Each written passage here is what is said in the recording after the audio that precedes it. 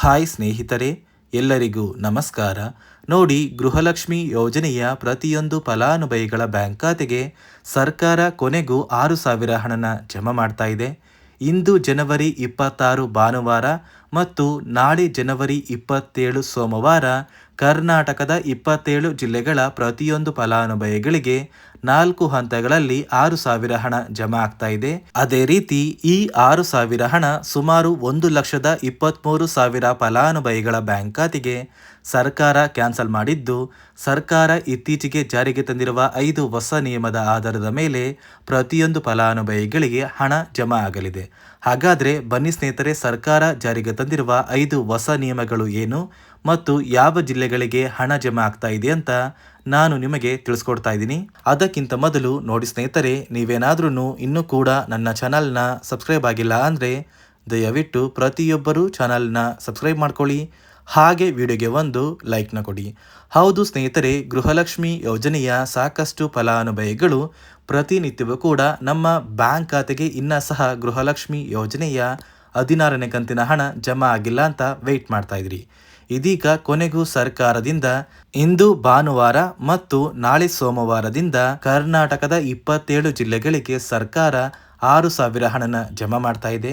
ಗೃಹಲಕ್ಷ್ಮಿ ಯೋಜನೆಯಲ್ಲಿ 16 ಮತ್ತು 17ನೇ ಕಂತಿನ 4,000 ಹಣ, ಅದೇ ರೀತಿ ಅನ್ನಭಾಗ್ಯ ಯೋಜನೆಯ ಪ್ರತಿಯೊಂದು ಫಲಾನುಭವಿಗಳಿಗೆ ಪೆಂಡಿಂಗ್ ಇರುವಂತಹ 5 ಕಂತಿನ 2,000 ಹಣ, ಒಟ್ಟಾರೆ ಪ್ರತಿಯೊಂದು ಫಲಾನುಭವಿಗಳ ಬ್ಯಾಂಕ್ ಖಾತೆಗೆ ಸರ್ಕಾರ 6,000 ಹಣನ ಜಮಾ ಮಾಡ್ತಾ ಇದ್ದು, ನೀವು ಈ 6,000 ಹಣನ ಪಡ್ಕೋಬೇಕು ಅಂದರೆ ಸರ್ಕಾರದಿಂದ 5 ಹೊಸ ನಿಯಮಗಳು ಕೂಡ ಜಾರಿಗೆ ಬಂದಿದೆ.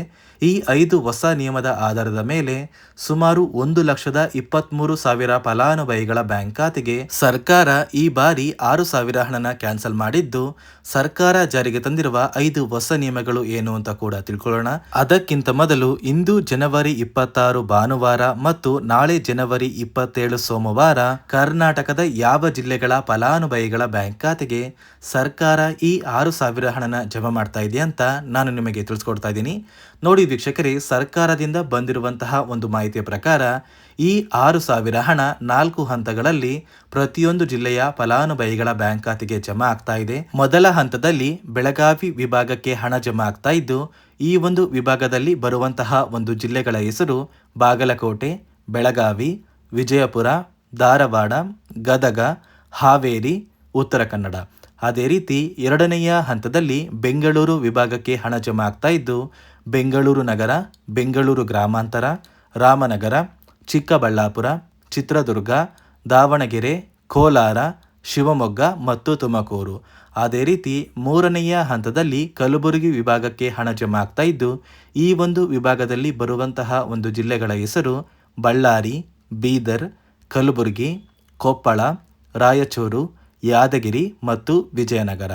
ಮತ್ತು ನಾಲ್ಕನೆಯ ಮತ್ತು ಕೊನೆಯ ಹಂತದಲ್ಲಿ ಮೈಸೂರು ವಿಭಾಗಕ್ಕೆ ಹಣ ಜಮಾ ಆಗ್ತಾ ಇದ್ದು, ಈ ಒಂದು ವಿಭಾಗದಲ್ಲಿ ಬರುವಂತಹ ಒಂದು ಜಿಲ್ಲೆಗಳ ಹೆಸರು ಚಾಮರಾಜನಗರ, ಚಿಕ್ಕಮಗಳೂರು, ದಕ್ಷಿಣ ಕನ್ನಡ, ಹಾಸನ, ಕೊಡಗು, ಮಂಡ್ಯ, ಮೈಸೂರು ಮತ್ತು ಉಡುಪಿ.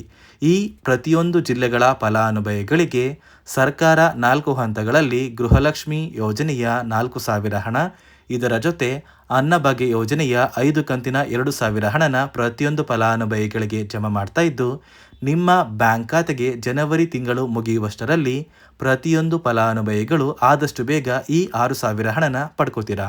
ಅದೇ ರೀತಿ ನೋಡಿ ಸ್ನೇಹಿತರೆ, ಈ ಬಾರಿ 1,23,000 ಫಲಾನುಭವಿಗಳ ಬ್ಯಾಂಕ್ ಖಾತೆಗೆ ಸರ್ಕಾರ ಗೃಹಲಕ್ಷ್ಮಿ ಯೋಜನೆಯ 4,000 ಹಣನ ಜಮಾ ಮಾಡ್ತಾ ಇಲ್ಲ. ಸರ್ಕಾರ ಜಾರಿಗೆ ತಂದಿರುವ 5 ಹೊಸ ನಿಯಮಗಳ ಆಧಾರದ ಮೇಲೆ ಈ ಫಲಾನುಭವಿಗಳ ಬ್ಯಾಂಕ್ ಖಾತೆಗೆ ನಾವು ಹಣ ಜಮಾ ಮಾಡೋದಕ್ಕೆ ಆಗಿಲ್ಲ ಅಂತ ಸರ್ಕಾರ ಮುಖ್ಯವಾದ ಮಾಹಿತಿನ ಕೊಟ್ಟಿದ್ದು, ಆ ಒಂದು ನಿಯಮಗಳು ಏನು ಅಂತ ನಾನು ನಿಮಗೆ ತಿಳಿಸ್ಕೊಡ್ತಾ ಇದ್ದೀನಿ. ಮೊದಲನೆಯ ಒಂದು ನಿಯಮ ಬಂದು, ನೋಡಿ ವೀಕ್ಷಕರೇ, ಸಾಕಷ್ಟು ಫಲಾನುಭವಿಗಳು ನಿಮ್ಮ ಬಳಿ ಇರುವಂತಹ ಒಂದು ರೇಷನ್ ಕಾರ್ಡ್ ಏನಿದೆ, ಆ ಒಂದು ರೇಷನ್ ಕಾರ್ಡ್ಗೆ ನಿಮ್ಮ ಮನೆಯ ಪ್ರತಿಯೊಂದು ಸದಸ್ಯರ ಆಧಾರ್ ಕಾರ್ಡ್ನ ಕಡ್ಡಾಯವಾಗಿ ಲಿಂಕ್ ಮಾಡಿಸ್ಬೇಕು ಅಂತ ಸರ್ಕಾರ ಒಂದು ಮಾಹಿತಿನ ಕೊಟ್ಟಿದೆ. ಸಾಕಷ್ಟು ಫಲಾನುಭವಿಗಳ ಒಂದು ರೇಷನ್ ಕಾರ್ಡಿಗೆ ಅವರ ಮನೆಯ ಸದಸ್ಯರ ಆಧಾರ್ ಕಾರ್ಡ್ ಲಿಂಕ್ ಆಗಿಲ್ಲ. ಆದಷ್ಟು ಬೇಗ ಪ್ರತಿಯೊಂದು ಫಲಾನುಭವಿಗಳು ನಿಮ್ಮ ಮನೆಯ ಸದಸ್ಯರ ಆಧಾರ್ ಕಾರ್ಡ್ನ ನಿಮ್ಮ ಬಳಿ ಇರುವಂತಹ ಒಂದು ರೇಷನ್ ಕಾರ್ಡ್ಗೆ ಲಿಂಕ್ ಮಾಡಿಸ್ಕೊಳ್ಳಿ.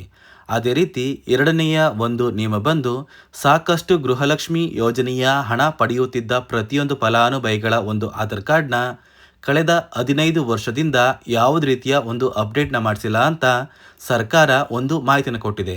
ನೋಡಿ ವೀಕ್ಷಕರೇ, ನಿಮ್ಮ ಬಳಿ ಇರುವಂತಹ ಒಂದು ಆಧಾರ್ ಕಾರ್ಡ್ಗೆ ನೀವು ಯಾವುದೇ ರೀತಿಯ ಒಂದು ತಿದ್ದುಪಡಿ ಅಥವಾ ಅಪ್ಡೇಟ್ನ ಮಾಡಿಸಿಲ್ಲ ಅಂದರೆ ನಿಮ್ಮ ಬ್ಯಾಂಕ್ ಖಾತೆಗೆ ಗೃಹಲಕ್ಷ್ಮಿ ಯೋಜನೆಯ 2,000 ಹಣ ಜಮಾ ಆಗೋದಿಲ್ಲ. ಮತ್ತು ವೀಕ್ಷಕರೇ, ಮೂರನೆಯ ಒಂದು ನಿಯಮ ಬಂದು ಕಳೆದ 3 ತಿಂಗಳಿಂದ ಯಾರೆಲ್ಲ ಫಲಾನುಭವಿಗಳು ಸರ್ಕಾರದಿಂದ ಬರುವಂತಹ ಒಂದು ರೇಷನ್ ಏನಿದೆ ಅಂದರೆ ಅನ್ನಭಾಗ್ಯ ಯೋಜನೆಯ ಅಕ್ಕಿನ ಕಳೆದ 3 ತಿಂಗಳಿಂದ ನೀವು ಪಡ್ಕೊಂಡಿಲ್ಲ ಅಂದರೆ ನಿಮ್ಮ ಬ್ಯಾಂಕ್ ಖಾತೆಗೆ ಸರ್ಕಾರದಿಂದ ಗೃಹಲಕ್ಷ್ಮಿ ಯೋಜನೆಯ ಹಣ ಜಮಾ ಆಗೋದನ್ನು ಸರ್ಕಾರ ಕ್ಯಾನ್ಸಲ್ ಮಾಡ್ತಾ ಇದೆ. ಅದೇ ರೀತಿ ನಾಲ್ಕನೆಯ ಒಂದು ನಿಯಮ ಬಂದು ಸಾಕಷ್ಟು ಫಲಾನುಭವಿಗಳು ಪ್ರತಿ ತಿಂಗಳು 2,000 ಹಣನ ಪಡಿತಾ ಇದ್ದಾರೆ. ಈ ಒಂದು ಫಲಾನುಭವಿಗಳು ಸರ್ಕಾರಕ್ಕೆ ತೆರಿಗೆನ ಕಟ್ತಾ ಇರೋದು ಅಂದರೆ ಟ್ಯಾಕ್ಸ್ನ ಪೇ ಮಾಡ್ತಾ ಇರೋದು ಸರ್ಕಾರಕ್ಕೆ ತಿಳಿದು ಬಂದಿದ್ದು, ಇಂತಹ ಪ್ರತಿಯೊಂದು ಫಲಾನುಭವಿಗಳಿಗೆ ಸರ್ಕಾರ ಗೃಹಲಕ್ಷ್ಮಿ ಯೋಜನೆಯ 2,000 ಹಣನ ಕ್ಯಾನ್ಸಲ್ ಮಾಡ್ತಾ ಇದೆ. ಅದೇ ರೀತಿ ಐದನೆಯ ಮತ್ತು ಕೊನೆಯ ನಿಯಮ ಬಂದು ನೋಡಿ ವೀಕ್ಷಕರೇ, ಗೃಹಲಕ್ಷ್ಮಿ ಯೋಜನೆಯ 2,000 ಹಣ ಪಡೆಯುವ ಪ್ರತಿಯೊಂದು ಮನೆಯ ಸದಸ್ಯರಲ್ಲಿ ಯಾರಾದರೂ ಸರ್ಕಾರಿ ನೌಕರರಾಗಿ ಕಾರ್ಯನಿರ್ವಹಿಸ್ತಾ ಇದ್ದರೆ ಇಂತಹ ಕುಟುಂಬಕ್ಕೆ ಸರ್ಕಾರ ಗೃಹಲಕ್ಷ್ಮಿ ಯೋಜನೆಯ 2,000 ಹಣನ ಜಮಾ ಮಾಡೋದಿಲ್ಲ.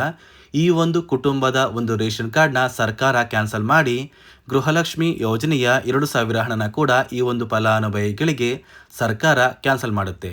ಈ 5 ಹೊಸ ನಿಯಮದ ಆಧಾರದ ಮೇಲೆ ಪ್ರತಿಯೊಂದು ಫಲಾನುಭವಿಗಳಿಗೆ ಸರ್ಕಾರ 6,000 ಹಣನ ಜಮಾ ಮಾಡ್ತಾ ಇದೆ. ಇಂದು ಭಾನುವಾರ ಮತ್ತು ನಾಳೆ ಸೋಮವಾರ ಕರ್ನಾಟಕದ 27 ಜಿಲ್ಲೆಗಳಿಗೆ 4 ಹಂತಗಳಲ್ಲಿ ಸರ್ಕಾರ 6,000 ಹಣನ ಜಮಾ ಮಾಡ್ತಾ ಇದ್ದು, ನಿಮ್ಮ ಬ್ಯಾಂಕ್ ಖಾತೆಗೆ ಜನವರಿ ತಿಂಗಳು ಮುಗಿಯುವಷ್ಟರಲ್ಲಿ ಪ್ರತಿಯೊಂದು ಫಲಾನುಭವಿಗಳು 6,000 ಹಣನ ಪಡ್ಕೋತೀರಾ. ದಯವಿಟ್ಟು ಪ್ರತಿಯೊಬ್ಬರು ಕೆಲವೇ ದಿನಗಳ ಕಾಲ ವೇಟ್ ಮಾಡಿ ಅಂತ ಹೇಳ್ತಾ, ಇದಿಷ್ಟು ಗೃಹಲಕ್ಷ್ಮಿ ಯೋಜನೆ ಕುರಿತು ಸರ್ಕಾರದಿಂದ ಬಂದಿರುವಂತಹ ಹೊಸ ಮಾಹಿತಿಯಾಗಿದೆ. ನೋಡಿ ಸ್ನೇಹಿತರೆ, ನಾನು ಕೊಟ್ಟಿರುವಂತಹ ಮಾಹಿತಿ ನಿಮಗೆ ಇಷ್ಟ ಆಗಿದ್ರೆ ದಯವಿಟ್ಟು ಪ್ರತಿಯೊಬ್ಬರು ನನ್ನ ಚಾನಲ್ನ ಸಬ್ಸ್ಕ್ರೈಬ್ ಮಾಡ್ಕೊಳ್ಳಿ, ಹಾಗೆ ವಿಡಿಯೋಗೆ ಒಂದು ಲೈಕ್ನ ಕೊಡಿ.